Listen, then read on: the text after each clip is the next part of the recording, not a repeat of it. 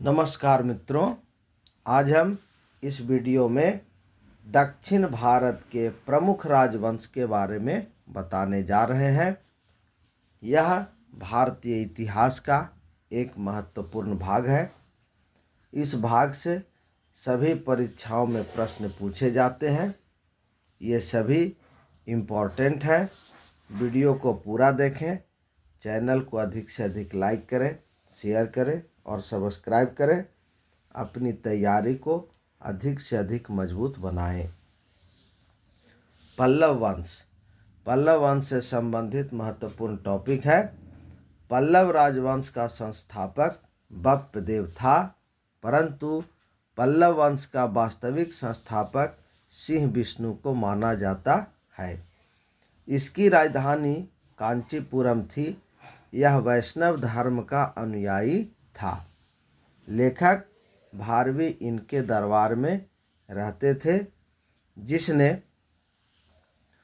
किरातार्जुनीयम नामक पुस्तक लिखी। महेंद्र वर्मन प्रथम, नरसिंह वर्मन प्रथम, महेंद्र वर्मन द्वितीय, परमेश्वर वर्मन प्रथम, नरसिंह वर्मन द्वितीय आदि इस वंश के प्रमुख शासक थे। पल्लव वंश के प्रमुख शासक थे महेंद्र वर्मन प्रथम, नरसिंह वर्मन प्रथम, महेंद्र वर्मन द्वितीय, परमेश्वर वर्मन प्रथम, नरसिंह वर्मन द्वितीय आदि इस वंश के प्रमुख शासक थे। पल्लव वंश का अंतिम शासक अपराजित वर्मन था। महाबलीपुरम के रथ मंदिर का निर्माण पल्लव राजा नरसिंह वर्मन प्रथम ने कराया था। महाबलीपुरम के रथ मंदिर का निर्माण पल्लव राजा नरसिंह वर्मन प्रथम ने कराया था। नरसिंह वर्मन प्रथम ने वातापी कोंड की उपाधि धारण की थी। वह इस वंश का सबसे शक्तिशाली शासक था।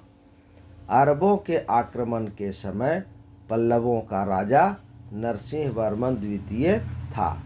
अरबों के आक्रमण के समय पल्लवों का राजा नरसिंह वर्मन द्वितीय था। इसने कांची के कैलाश नाथ मंदिर का निर्माण कराया। इस मंदिर का निर्माण द्रविड़ शैली में हुआ था। नरसिंह वर्मन द्वितीय का दरबारी कवि दंडी था, जिसने 10 कुमार चरित नामक पुस्तक लिखी। नरसिंह वर्मन द्वितीय का दरबारी कवि दंडी था, जिसने 10 कुमार चरित नामक पुस्तक लिखी। पल्लवों के अभिलेखों में कई स्थानीय सभाओं की चर्चा है। पल्लवों के अभिलेखों में कई स्थानीय सभाओं की चर्चा है। इनमें से एक ब्राह्मण भूस्वामियों का संगठन, जिसे सभा कहते थे। नेक्स्ट है चोल साम्राज्य।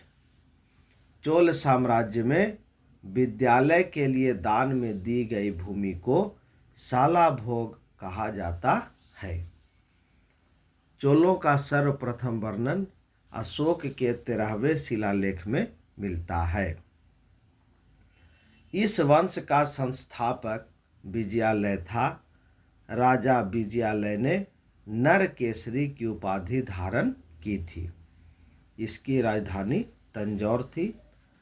तमिल महाकाव्य शिल्पाधिकारम की रचना लगभग 1800 साल पहले हुई थी।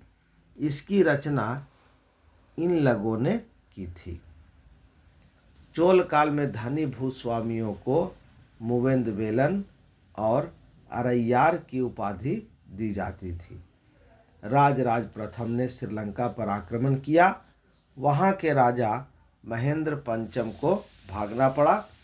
राजराज प्रथम शैव धर्म का अनुयायी था।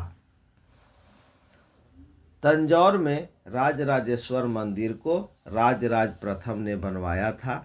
यह मंदिर भगवान शिव को समर्पित है। चोल साम्राज्य का सर्वाधिक विस्तार राजेंद्र प्रथम ने किया। श्रीलंका में बौद्ध विहारों को राजेंद्र प्रथम ने नुकसान पहुंचाया। इसने पाल वंश के शासक महीपाल को हराकर गंगईकोंड चोल की उपाधि धारण की। राजेंद्र प्रथम ने अपनी नई राजधानी गंगईकोंड चोलपुरम में बनाई। चोल वंश का अंतिम शासक राजेंद्र तृतीय था। चोल काल में भूमिकर उपज का 1/3 भाग होता था। चोल काल में सोने के मानक सिक्के को कलंजू कहा जाता था। चोल काल का सर्वाधिक महत्वपूर्ण बंदरगाह कावेरी पट्टनम था। चोल वंश की नौसेना शक्ति को भारतीय इतिहास में बहुत शक्तिशाली माना गया है। कोरंगनाथ मंदिर परांतक प्रथम ने बनवाया। चोल वंश की नौसेना शक्ति को भारतीय इतिहास में बहुत शक्तिशाली माना गया है। कोरंगनाथ मंदिर परांतक प्रथम ने बनवाया। नटराज प्रतिमा को चोल कला का सांस्कृतिक निचोड़ कहा जाता है। नटराज प्रतिमा को चोल काल का सांस्कृतिक निचोड़ कहा जाता है। नेक्स्ट है राष्ट्रकूट वंश। इसका स्थापना दंती दुर्ग 752 ईस्वी था। इसका संस्थापक दंती दुर्ग 752 ईस्वी था। इसकी राजधानी मणिकर या मान्यखेड़ थी। इसका उत्तराधिकारी कृष्ण प्रथम था। राष्ट्रकूट वंश में कृष्ण प्रथम, कृष्ण द्वितीय, ध्रुव प्रथम, इंद्र तृतीय, गोविंद तृतीय, कृष्ण तृतीय आदि शासक थे। एलोरा के प्रसिद्ध कैलाश मंदिर का निर्माण कृष्ण प्रथम ने कराया था। ध्रुव प्रथम राष्ट्रकूट वंश का पहला शासक था, जिसने कन्नौज पर अधिकार करने हेतु त्रिपक्षीय संघर्ष में भाग लिया और जीत प्राप्त की। ध्रुव को धारावर्ष भी कहा जाता था। ध्रुव का उत्तराधिकारी गोविंद तृतीय था। इसके बाद अमोघ वर्ष राजगद्दी पर बैठा।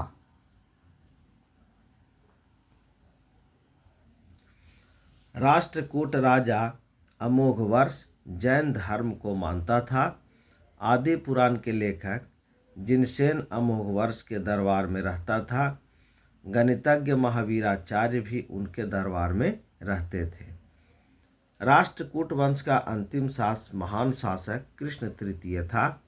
इसी के दरबार में कन्नड़ के कवि पोन्न रहते थे, जिसने शांति पुराण नामक पुस्तक लिखी। इंद्र तृतीय के शासनकाल में अरब निवासी अल मसूदी भारत आया था।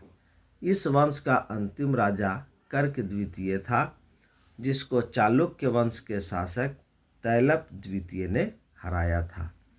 तो ये थे दक्षिण भारत के कुछ प्रमुख राजवंश से संबंधित कुछ महत्वपूर्ण टॉपिक। इसे अच्छे प्रकार से याद कर लें। अपनी तैयारी को अधिक से अधिक मजबूत बनाएं। चैनल को अधिक से अधिक लाइक करें, शेयर करें और सब्सक्राइब करें।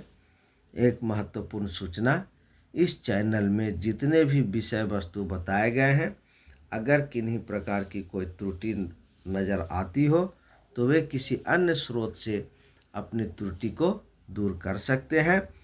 यहाँ पर जो पुस्तक में बताई गई है उसी टॉपिक के बारे में बताया जाता है।